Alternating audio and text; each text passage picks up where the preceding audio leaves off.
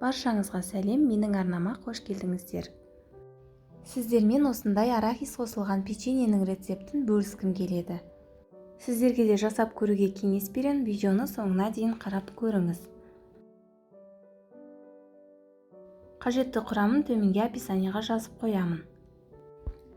Ең алдымен қамырын илеп аламыз. Ол үшін бөлме температурасында еріген сары майға қант ұнтағын, болмаса қантты қосуға да болады, және де шым-шым тұзды қосып миксермен араластырып аламыз. Миксер міндетті емес, жай ғана венчикпен араластыруға да болады.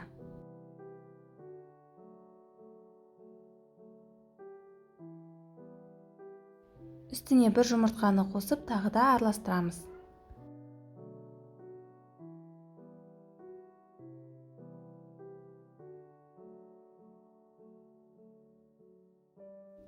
Онға бір шай қасық разрыхителді араластырып аламыз.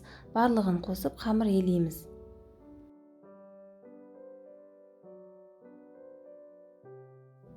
Барлығын жақсылап біркелкі болғанша қолмен араластыра отырып қамыр илейміз.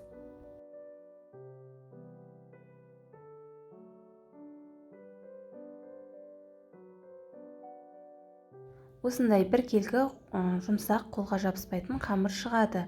Бетін жауып, жарты сағатқа холодильникке қойып қоямыз.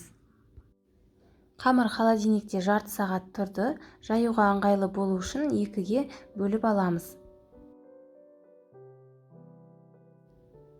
Оқтаудың көмегімен қамырды жайып шығамыз. Кішкене ұн себуге болады.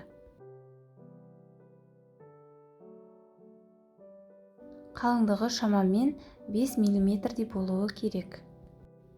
Осындай үлкен және де кіші диаметр форманы пайдалана отырып, печеньені ойып аламыз.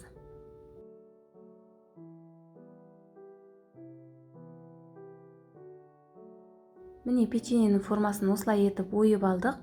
Жұмыртқаны бетіне жағып шығамыз. Жұмыртқаның ақ уызын жағуға кеңес беремін. Арахисті ұсақтап тәрелкеге саламыз. Печеньеге жұмыртқа жағып, арахиске батырып отырамыз. Қамырдың барлығын осылай қайталай отырып жасап шығамыз.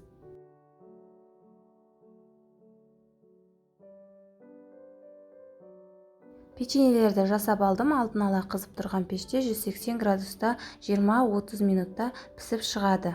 Яғни осындай болып қызарғанша ұстаймыз. Міне печеньелеріміздің барлығы пісіп шықты. Осы тестодан шамамен 20 дана шығады. Осымен печеньеміз дайын. Сіздер де жасап көріңіздер. Әсіресе балаларыңызға ұнайтынына сенімдімін. Арасы осындай үгітілмелі болып шығады.